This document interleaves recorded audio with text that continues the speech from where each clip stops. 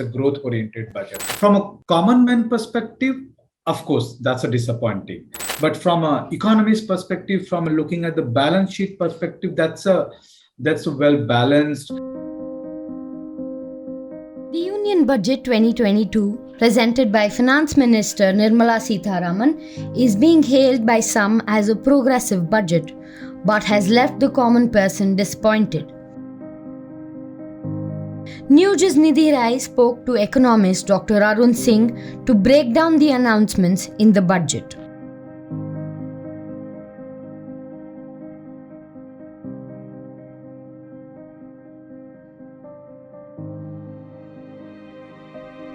My reaction is extremely positive, and I think this is a forward-looking progressive budget, and this is a bold budget, and they have tried to move away from a traditional way of looking at expenditure, revenue, rather thinking about next few years. And that's a great thing. That's the approach have shifted, and I think last 2-3 years, if you see, there's a constant shift in the approach.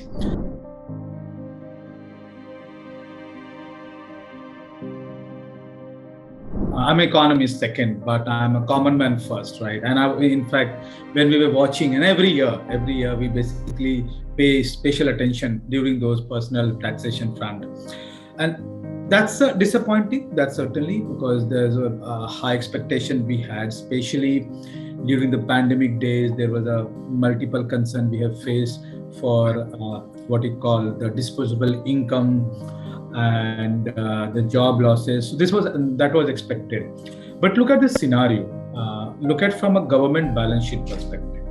One side, they also have to take care of the social expenditure, the farmers, the health benefit, and then overall infrastructure sector, which is required to kickstart the economic activity. So there's an expenditure part of this one, and there is a amount allocated to this. Now, given the fact that government does not have enough room to cut down expenditure part of this one, so that is taken care of.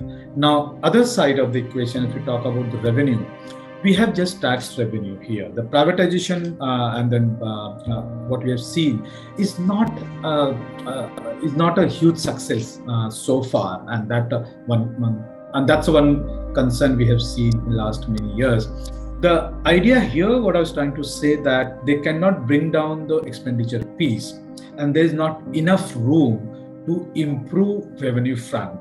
If they cut down revenue front, especially the tax, then certainly you are risking fiscal consolidation plan and fiscal deficits. Already we missed this year.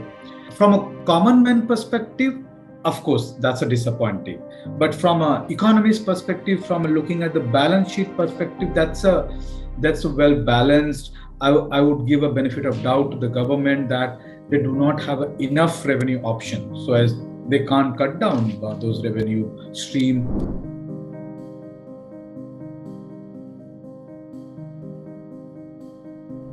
When we talk about the job creation, we need to understand that these are the announcement is not going to impact the directly, basically, and it's not about taking out some of the people and employing into the system. These are basically take some time. You're putting money into the logistic hub, you're putting money into the infrastructure, you're basically providing some relief to MSME sectors by easing out those finance constraint which we have seen during the pandemic, even prior to that.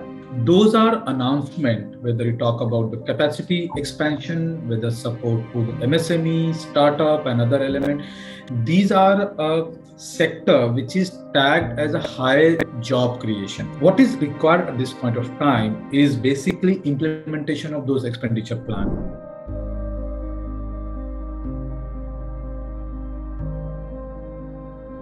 It's a growth-oriented budget.